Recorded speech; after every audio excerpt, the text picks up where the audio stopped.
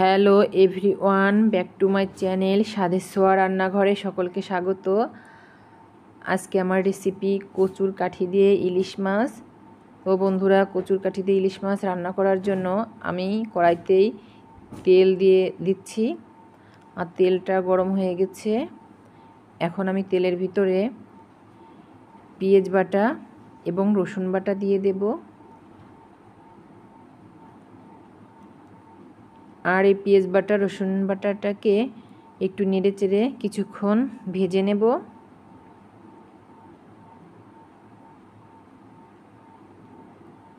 এগুলো আমার ভাজা হয়ে গেছে। এখন আমি এর ভিতরে দিয়ে দেব গুঁড়া মশলাগুলো, মরিচের গুঁড়া, ধনে গুঁড়া, হলুদের গুঁড়া।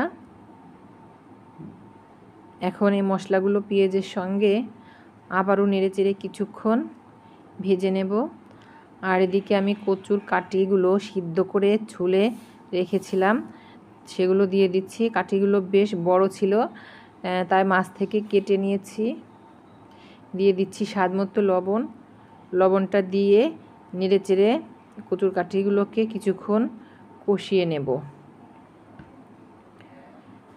আর কাঠিগুলো কষানো হয়ে গেছে। এখন আমি মাছগুলোতে লবণ হলুদ মেখে রেখেছিলাম, এগুলো দিয়ে দিচ্ছি।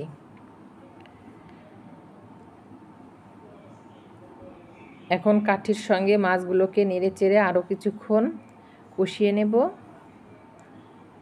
সামান্য কিছুক্ষণ কষালে হয়ে যাবে, যেহেতু কচুর কাঠিটা সিদ্ধ আর ইলিশ মাছটাও রান্না করতে তেমন বেশি সময় লাগে না। দিয়ে দিচ্ছি একটু জিরার গুঁড়ো।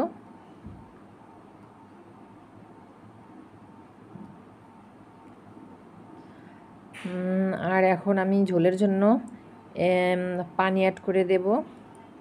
হ্যাঁ, পানিটা দিয়ে এখন নেড়েচেড়ে নিয়ে ঢাকনা দিয়ে সামান্য কিছুক্ষণ কুক করে নেব। বন্ধুরা, তোমাদেরকে অনুরোধ করব, আমার ভিডিওটি তোমরা না টেনে ফুল ভিডিওটি দেখো। আর চ্যানেলটিতে যারা সাবস্ক্রাইব করো নাই, অবশ্যই সাবস্ক্রাইব করবে, লাইক কমেন্ট দিয়ে পাশে থাকবে। আর যারা চ্যানেলটি সাবস্ক্রাইব করেছো তাদেরকে অসংখ্য ধন্যবাদ। আর এখন আমার কচুর কাঠি এবং ইলিশ মাছের তরকারিটা হয়ে গেছে। আজকের মতো বিদায় নিচ্ছি বন্ধুরা, দেখা হবে পরবর্তী এপিসোডে। আল্লাহ হাফেজ।